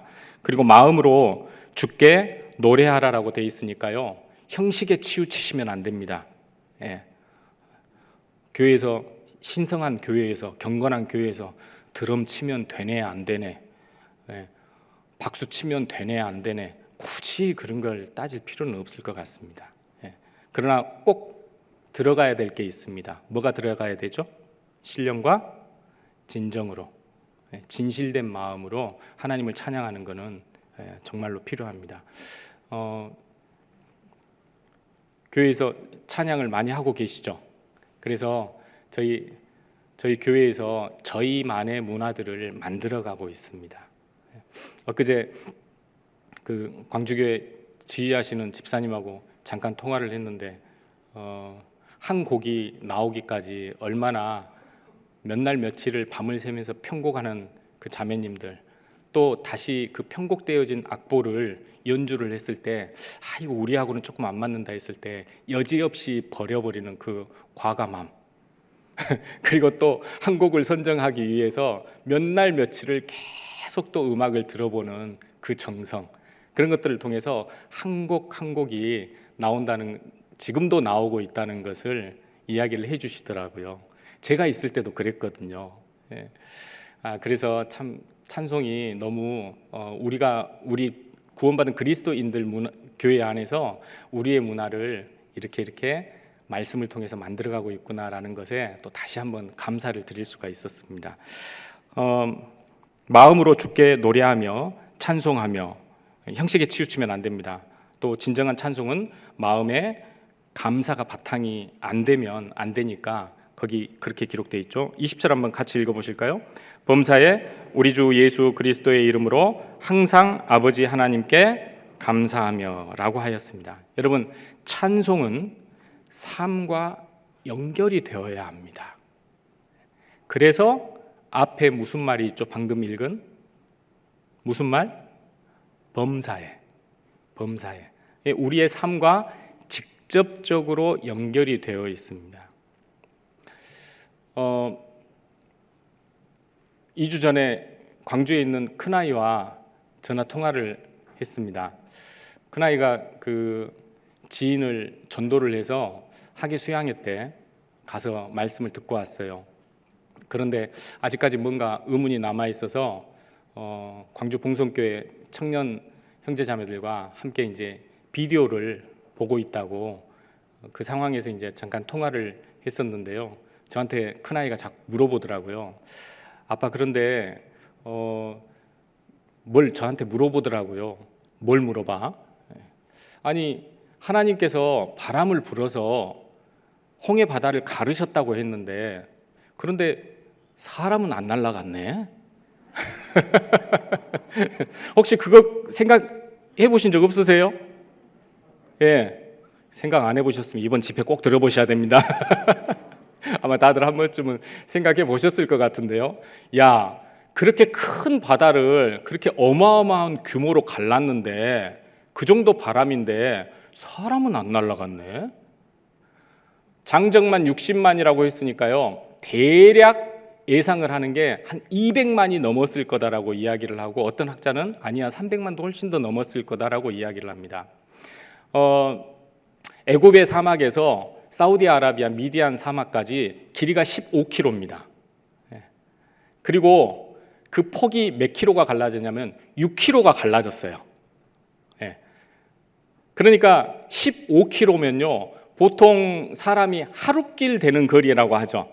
요 하루길이라고 말할 때 그 하루길이 32에서 34km를 이야기합니다. 근데 그것도 아주 건강한 청년들, 만약에 아이들도 있고 노인들도 있고 막 그러면 15km를 가는데 얼마나 걸렸을까요? 예, 꼬박 하루 걸렸을 겁니다. 꼬박 하루 걸렸을 거예요. 더군다나 뭐 나귀도 있고 말도 있고 마차도 있고 막 그러잖아요. 막 환자도 있을 거고 막 그럴 거예요. 예. 근데 한 사람도 빠짐없이 다 건너갔거든요. 예. 출애굽기 14장에 보면 여호와께서 큰 동풍으로 밤새도록 바닷물을 물러가게 하시니 물이 갈라져 바다가 마른 땅이 된지라 이렇게 나와 있습니다. 예. 어째 사람은 안 날아갔다요? 예. 아마 기억나실는지 모르겠어요. 전도 집회하면 가끔 이제 그 홍해의 기적 이야기하면서 그 신문 자료 이렇게 보여주시는데 그게 이제 1998년도인가 그 실험했던 내용인데요. 그 헤어 드라이기로 이렇게 홍해바다 모형을 만들어서 쫙 하니까 여기 갈라지는 동영상 기억나세요? 아주 옛날 동영상이라 화질이 좀 안 좋긴 한데, 근데 이제 신문에 그런 기사가 났습니다. 어떤 기사가 났냐면 실제 홍해바다와 같은 그 깊이와 물의 양이라도 시속 74km의 바람의 속도로 10시간에서 12시간 계속 불면 갈라질 수 있다라는 것이 실험으로 증명되었습니다라고 신문 기사에 나왔어요. 신문 기사에. 이렇게 제가 이야기해도 아무 감흥이 없으시죠? 뭔 소리대? 참고로 2주 전에 그 태풍이 왔죠. 태풍이 이름이 뭐였습니까? 흰남노. 예, 흰남노. 이름도 어려워요. 그게 라오스의 국립공원의 이름이거든요. 예. 근데 그 흰남노의 풍속이 197km였습니다. 예. 그러면 흰남노가 지나가는 곳마다 다 어떻게 돼야 되죠? 어지간하면 갈라져야 되죠. 근데 갈라졌어요, 안 갈라졌어요? 안 갈라졌습니다. 안 갈라졌어요. 예. 저 목사가 뭔 말한가 궁금해 죽겠죠. 여러분, 바다가 갈라지는 것은 바람의 속도도 물론 관계가 있긴 있습니다. 그런데 바람의 속도보다는 뭐에 더 관계가 있냐면, 성경에 보면 동풍을 밤새도록 부르셨다고 했는데요. 근데 그 앞에 딱 한자가 들어가 있습니다. 큰 동풍이라고 돼 있어요. 큰 동풍. 예. 지금 태풍 뭐 올라오는 거 있죠? 지금 아마 일본 지나가고 있을 거예요. 일본은 지금 난리 났을 거예요. 예. 저희 영주도 저쪽 토끼 등 쪽에가 있어서 저쪽 이제 동해 쪽에 있어서, 물론 바다를 가려면 한 1시간 반 정도 차를 운전하고 가야 되지만요. 이제 지난번에 흰남노 왔을 때 그 포항이랑 부산 쪽이랑 그쪽이 이제 피해를 좀 봤잖아요. 예. 근데 저희 쪽도 이제 비가 조금 오긴 했는데 뭐 피해는 없었는데요. 오늘 이제 아침에 전화를 해봤더니 그 비가 어제 저녁에 조금 오고 지금 이제 흐리기만 하다고 그러더라고요. 여기는 뭐 전혀 그런 거 못 느끼잖아요. 근데 흰남노의 중심 기압이 950 헥타파스칼이었습니다. 점점 어려운 이야기로 가고 있습니다. 중심 기압입니다. 기압. 즉 기압이라는 것은 뭐냐면 공기를 누르는 힘을 이야기를 합니다. 저기압, 고기압. 예. 근데 950 헥타파스칼이에요. 비교하려면 우리가 지금 받고 있는 기압이 1파스칼입니다. 1제곱미터당 거기에 힘이 가해져요. 1뉴턴의 힘이. 그걸 1파스칼이라고 합니다. 근데 거기다가 곱하기 100을 하면 1헥타파스칼입니다. 근데 지난번에 왔던 흰남노하고 지금 가고 있는 태풍하고 중심 기압이 950 헥타파스칼입니다. 어마어마하죠? 그죠? 말해도 뭐 감이 와야지. 잘 안 오신 것 같아. 사실 말하는 저도 감은 잘 안 옵니다. 전문가가 아니라. 그런데 큰 동풍이라는 것은 바람의 속도를 이야기하는 게 아니라 바로 그 기압의 힘을 이야기를 하는 겁니다. 예. 그러니까 물을 누르는 힘이에요. 이 힘이 있어야 갈라져서 양쪽에 물이 어떻게 되죠? 벽과 같이 확 서 있죠. 계속 눌러줘야. 뭔 말인지 이해되셨죠? 좀 고개 좀 끄덕거려 보세요. 근데 제가 그 딸아이의 그 질문을 듣고 이제 답을 해주긴 했는데, 좀 더 자세하게 이렇게 알아보면서 정말 너무 놀랐어요. 74km에 그건 시간당입니다. 시간당 74km의 바람으로 10시간에서 12시간 큰 기압으로 불면 한쪽 방향이죠. 갈라질 것이다 라고 그렇게 돼 있는데, 74km/h라는 게 그게 도대체 어떤 속도냐 하고 봤더니 보통 바람의 속도는 몇 메타/s로 합니다. 몇 메타/s. 그래서 제가 인터넷 검색을 해봤더니요, 우리가 지금 사람이 기분 좋게 느끼는 바람의 속도가 어느 정도냐면 0.5에서 5메타/s예요. 그러니까 초당 0.5m나 5m 갔을 때 그냥 살랑살랑 좋은 이런 바람입니다. 그 다음에 이제 똑바로 서서 걸어갈 수 있는, 견딜 수 있는 바람의 속도가 10m/s입니다. 그 다음에 15m 정도 되잖아요. 그럼 몸이 살짝 기울어, 이거 조금 그런데 하면서 이렇게 되기 시작합니다. 근데 20m가 되면요, 몸을 앞으로 숙이지 않으면 바람에 의해서 중심축이 흔들리거나 발을 움직여서 몸의 중심을 이동시키지 않으면 서 있다가 쓰러질 수 있는 그런 바람이랍니다. 그러니까 20m/s는 어떻게 해야 되죠? 계속 발을 땅에서 떼서 약간 고개를 숙인 다음에 계속 앞으로 걸어가야 됩니다. 오는 바람을 맞으면서 계속 걸어가야 돼요. 그래야 중심이 흔들리지 않을 수가 있습니다. 이제 20m가 넘어가면 30m가 되잖아요. 그러면 앞으로 전진하기가 어렵게 되고 45m가 되면 뭔가 붙잡지 않으면 바람에 쓸려갑니다. 예, 쓸려가요. 근데 여러분 74km per hour를 메타 퍼 세크로 바꾸면 어떻게 될까요? 74,000m per 3,600 세크 나누면 어떻게 되죠? 3,600 곱하기 2 72,000. 근데 74,000km 메타로 바꾸면 20.5m per sec입니다. 예. 이때 우와 하고 나와야 되는데. 예. 자, 한번 해봅시다. 20.5m per sec입니다.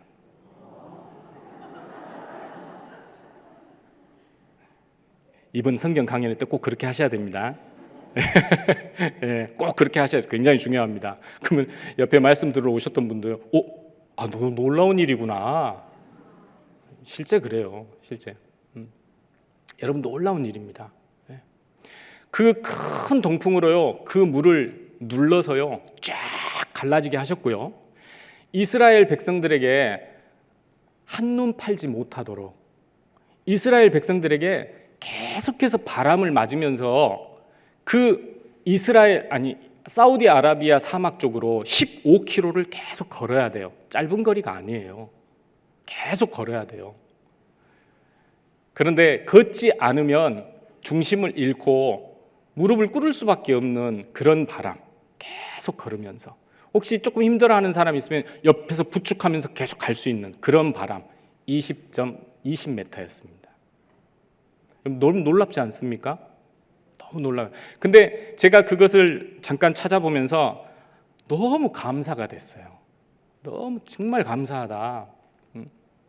하나님께서 우리에게 하나님만 바라보고 하나님 쪽으로만 계속 갈 수 있도록 우리에게 딱 알맞는 십자가를 각자에게 다들 주셨어요. 그 동풍이 하나님께로서 불어오는 동풍이었거든요. 하나님을 바라보고 바람을 맞으면서 계속 갔습니다. 여러분 그거 아셔야 됩니다. 홍해를 가르는 그 바람은 하나님께로서 온 겁니다. 우리도 하나님께 가고 있는데 하나님께로서 계속 그 시련의 바람, 고난의 바람, 그러나 각자가 감당할 수 있는 그 바람이 계속해서 불어오고 있습니다.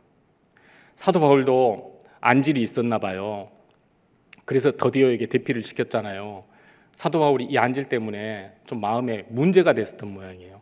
그래서 육체의 가시 곧 사단의 사자를 주셨으니 라고 이야기를 했습니다. 육체의 가시라고 이야기했고 자기 몸에 있는 질병을 사단의 사자라고 이야기를 했어요.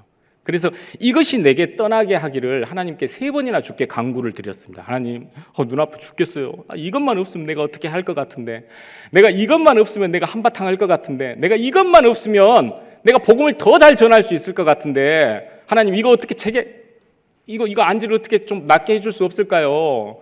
죽으신 분도 살리셨잖아요. 안진뱅이도 이렇게 세우셨잖아요. 38년 된 병자도 이렇게 세우셨잖아요. 소경의 눈도 띄워주셨잖아요. 제 이거 안질 이거 하나 좀 없애주세요. 근데 하나님의 답변은 뭐라고 하셨습니까?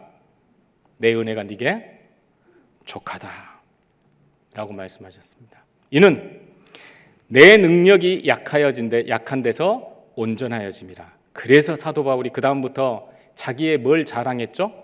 자기의 약한 거, 연약한 거 이런 것들을 자랑하기 시작했습니다. 사도 바울 같이 육신적으로 자랑할 것이 많은 사람이 어디가 있겠습니까? 그런데 사도 바울은 절대 그거 이야기하지 않았습니다.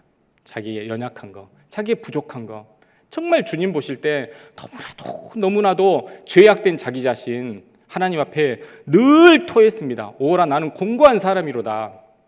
하나님 앞에 공고한 사람이라고 했고 이 사망의 몸에서 누가 나를 건져내랴. 그렇게 하나님 앞에 울부짖듯이 기도했던 사람이 바로 사도 바울이었습니다. 근데 그런 자신을 아는 사도 바울은 어떻게 했습니까? 내가 내 육체를 쳐서 하나님 앞에 늘 자기 자신을 쳐서 무릎을 꿇리게 했고 겸손하게 만들고 고린도전서 15장에는 나는 날마다 죽노라. 우리는 감사할 수밖에 없습니다. 왜냐하면 우리를 지으신 분은 하나님이시고, 그리고 우리에게 생명을 불어넣으신 분도 하나님이시고, 지금도 그 생명을 누리게 하기 위해서 우리에게 한 호흡 한 호흡을 주장하시는 분도 하나님이시고, 그리고 비록 너무 죄악되지만 이 세상에서 주님의 일을 하기 위해서, 이 육신의 삶을 살게 하기 위해서 모든 만물을 우리에게 허락하시는 분도 하나님이시잖아요. 우리는 감사할 수밖에 없습니다. 여러분, 우리가 뭘 해서 받은 게 단 하나도 없습니다. 감사하지 않으면 절대 그것을 알 수가 없습니다. 사도 바울은 그걸 안 겁니다. 자기가 연약할 때 비로소 주님을 드러난다는 걸 알았고, 자기가 연약할 때 주님을 의지한다는 것을 사도 바울은 잘 알고 있습니다. 이는 내가 연약할 때 곧 강함이니라.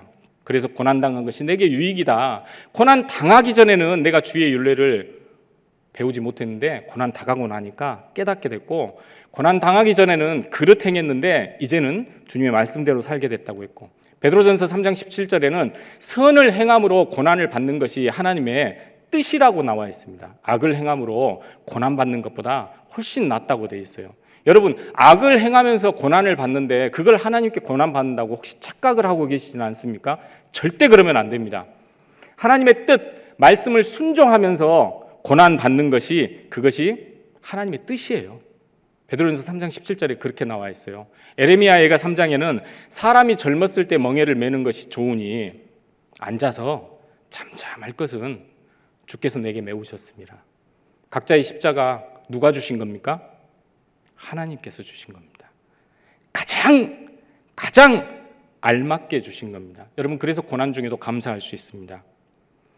그래서 슬픔 중에도 감사할 수 있습니다. 왜냐하면 우리는 그 고난 가운데에서 선행을 하면서 하나님의 말씀을 순종하면서 받는 고난은 바로 그리스도의 고난에 참여하는 것이기 때문에 그렇습니다. 사랑하는 자들아, 너희를 시련하려고 오는 불시험을 이상한 일 당하는 것 같이 생각하지 말아라. 오직 너희가 그리스도의 고난에 참여하는 것으로 즐거워해라. 이는 그의 영광을 나타내실 때에 너희로 즐거워하고 기뻐하게 하려 하심이니라.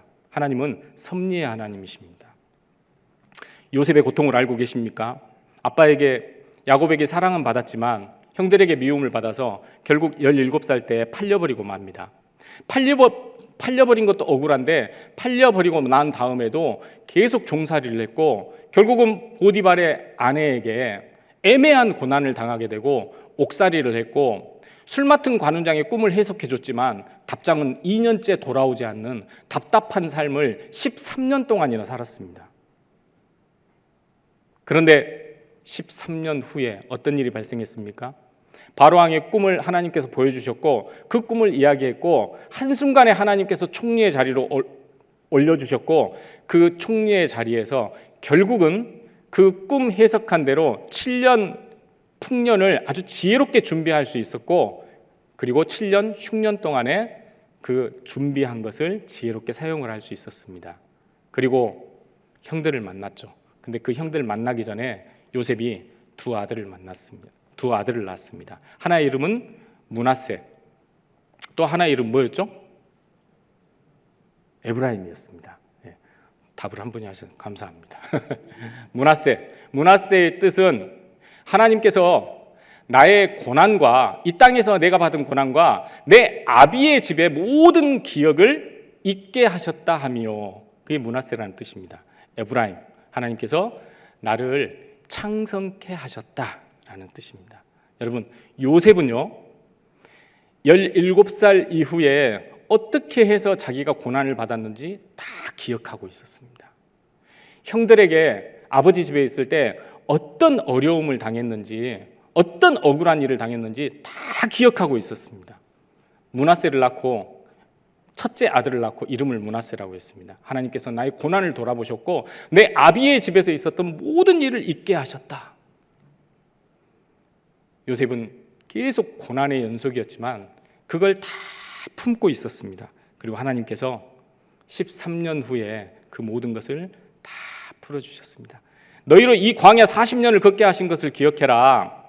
하나님께서 너희를 시험하시고 너희를 낮추시며 너희 마음이 어떠한지, 너희가 이 명령을 지키는지 아니 지키는지 하나님께서 알려 하심이니라. 하나님께서 너희를 낮추시고 너희를 줄이게 하시고 너희 열조도 알지 못하고 너희도 알지 못하는 만나를 네게 먹이신 것은 사람이 떡으로만 살 것이 아니요 하나님의 입으로 나오는 모든 말씀으로 살아야 될 것을 깨닫게 하려 하심이니라. 40년 동안 이 광야를 걷게 하신 걸 기억해라. 광야는요, 편한 것이 하나도 없는 것이.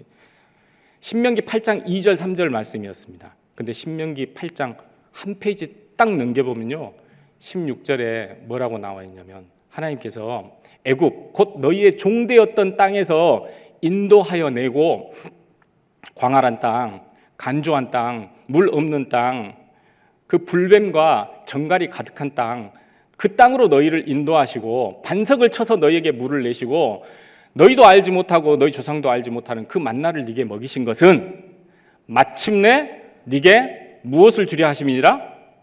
복을 주려 하심이니라. 여러분, 우리는 마침내 하나님께서 우리에게 뭘 주실 줄을 알기 때문에 우리는 하나님께 감사할 수 있습니다. 우리가 지금 어떤 상황에서, 어떤 어려움에서, 어떤 사람과의 관계에서 심적인 부담감과 마음의 고통과 육신적인 고통을 가지고 있을지 몰라도, 근데 결국은 그 모든 것들을 통해서 하나님께서 우리에게 이루시려고 하는 건 뭐예요? 선입니다. 마침내 복을 주시기 위해서. 우리 복 좋아하잖아요.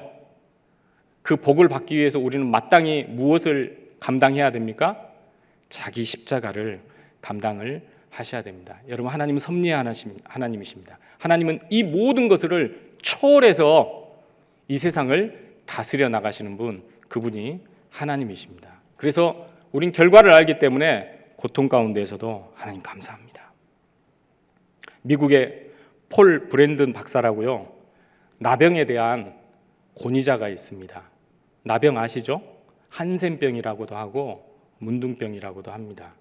그런데 이 폴 브랜드 박사가 미국을 떠나서 영국까지, 워낙에 유명하신 분이었기 때문에 가서 상태도 보고 수술도 하고, 그리고 영국의 학술회를 참여하기 위해서 오랜 열차를 타고, 지금 시대가 아니라 좀 오래된 시대인데 열차를 타고 대륙을 횡단해서 학회에 참석하기 전날 밤에 호텔에 도착해서 여장을 풀고 양말을 벗고 침대에 누우려고 하는데 양말을 벗었는데 뒤꿈치에 감각이 없어요.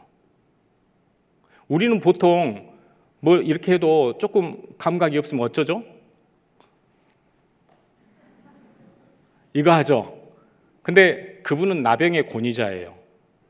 뒤꿈치에 감각이 없어요. 그럼 어떤 생각이 들까요? 설마? 그래서 가지고 있던 바늘로 복숭아뼈 밑을 살짝 찔러봤습니다. 굉장히 민감한 곳이거든요. 살짝 찔러봤어요. 안 아파요. 그래서 더 푹 찔렀어요. 피가 흐르는데 안 아파요. 그래서 눈물을 흘리면서 절규를 하면서 나병 환자들의 삶을 누구보다도 잘 알거든요. 아, 이제 내가 그분들의 삶을 똑같이 살아가겠구나.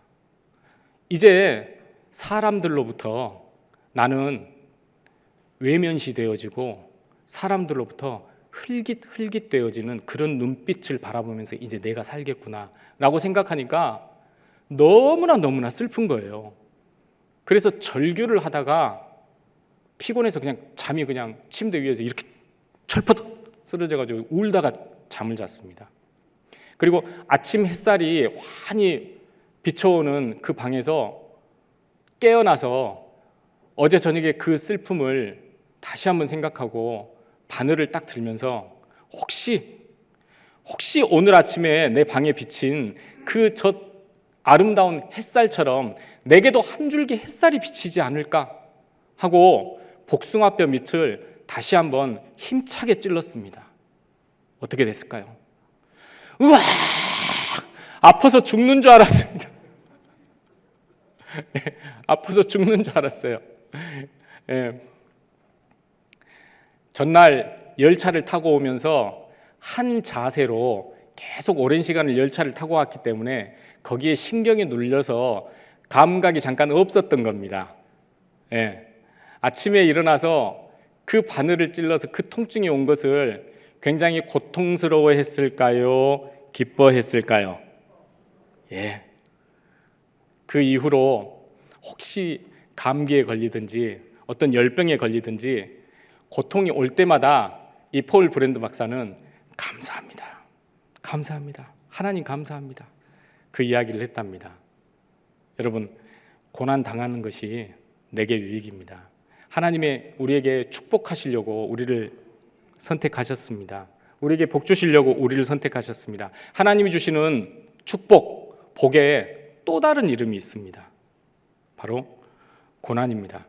곰곰이 생각해 보면요, 우리는요 하나님께 감사할 수밖에 없습니다. 왜냐하면 사람을 창조하신 분도 하나님이시고 생명을 부여하신 분도 하나님이시거든요. 전도서 11장 7절에 빛은 실로 아름다운 것이라 사람이 눈으로 해를 보는 것이 즐거운 일이로다. 근데 날마다 보니까 감사하지 않잖아요. 근데 소경에게 물어보십시오. 하늘에 떠오르는 저 한 줄기 햇볕을 보는 것이 얼마나 큰 소망인지. 근데 우리는 그것을 날마다 너무 자연스럽게 누리고 있거든요. 여러분, 감사해야 됩니다.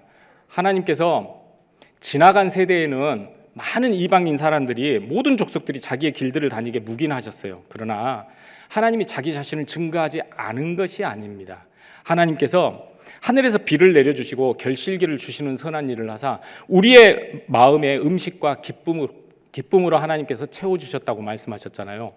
하나님이 그 섭리를 통해서 이 지구를 우주 가운데 돌림으로 인해서 우리에게 결실기를 주셨고 마음에 기쁨을 주셨습니다.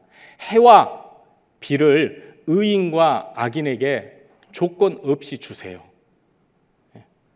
근데 모르잖아요. 밖에 계신 분들은 모르잖아요. 이걸 누가 전해야 되겠습니까? 우리가 전해야 됩니다. 사람이 없는 광야에도, 아무도 돌아보지 않는 저 야생화, 이름 없는 들꽃 하나에도 하나님께서는 여전히 빛을 내려주시고 여전히 비를 내려주시는 분, 그분이 바로 하나님이십니다. 여러분, 혹시 내가 혼자라고 생각되세요? 광야에 이름 없이 구석에 처져 있는 듯이 보여도 하나님은 그 들꽃에게도 햇볕을 주시고 비를 주시는 분이십니다. 하물며 너희일까 보냐, 이 믿음이 적은 자들아 라고 말씀하십니다. 제가 마지막으로 이 목사님 이야기를 좀 소개를 해드리고 싶습니다.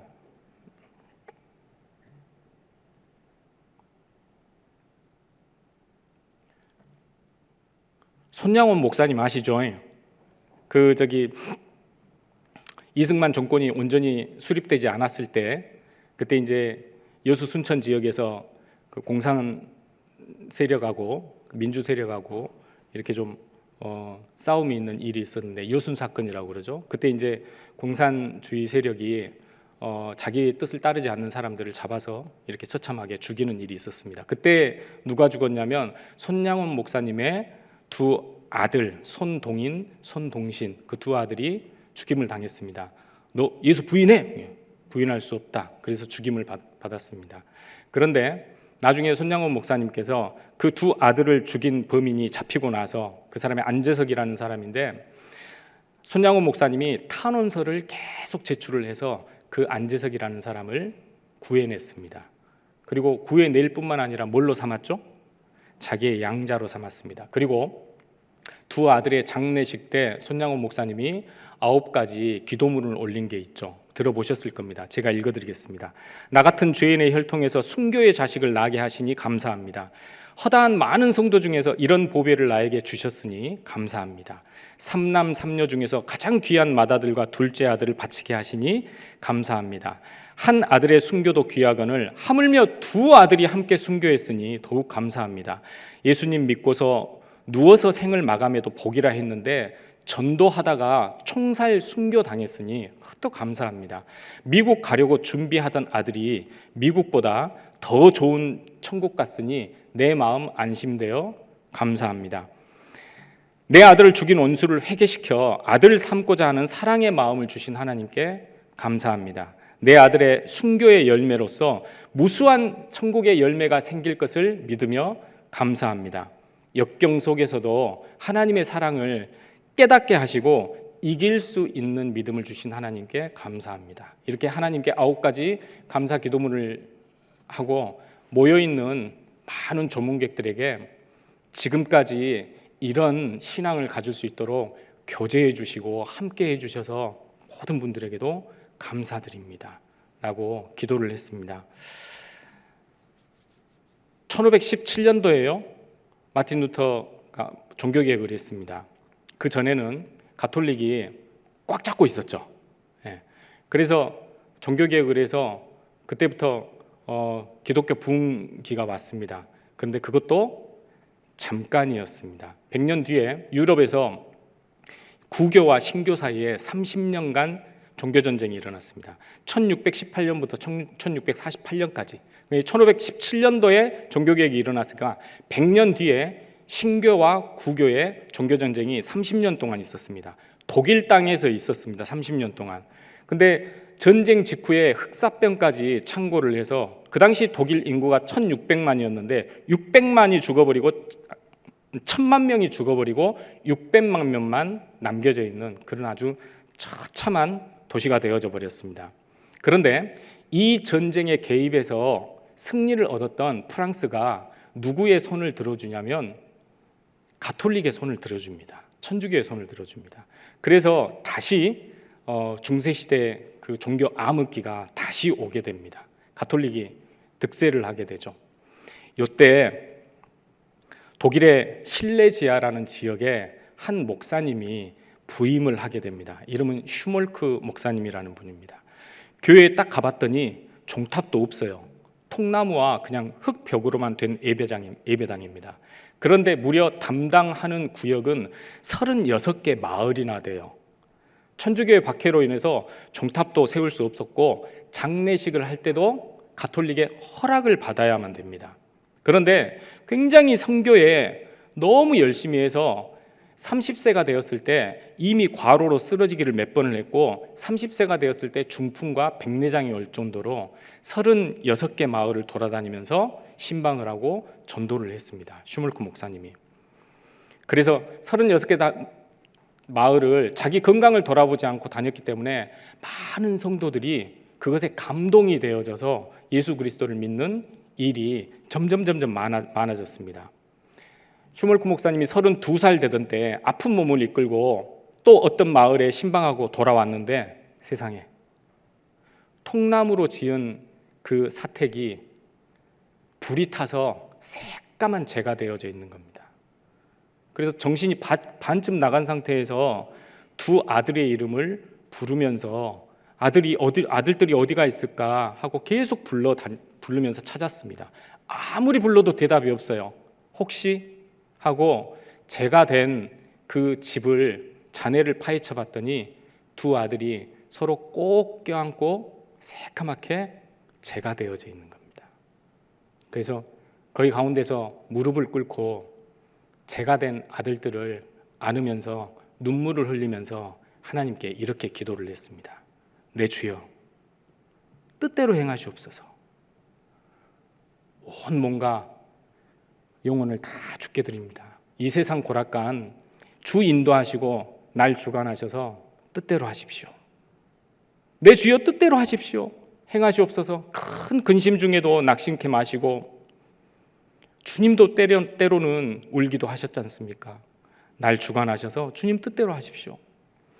내 주여 뜻대로 행하시옵소서. 내 모든 일들을 다 주께 맡기고 저 천성 향하여 고요히 가리니 살든지 죽든지 뜻대로 하십시오.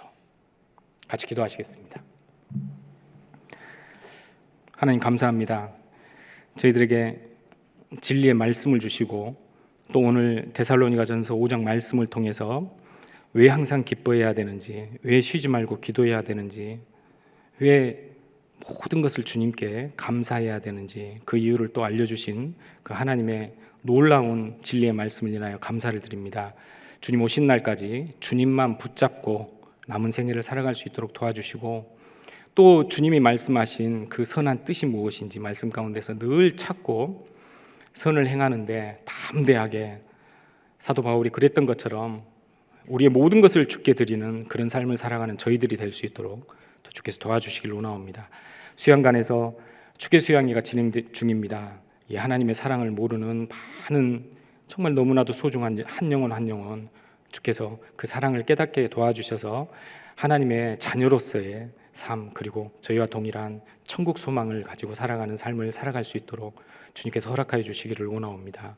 오늘 거룩한 주일 이 시간 이후에도 모든 일정을 주 성령님께 의지합니다. 우리를 사랑하시고 모든 죄악 가운데서 구원하여 주신 예수님 이름으로 기도드립니다. 아멘. 네, 찬송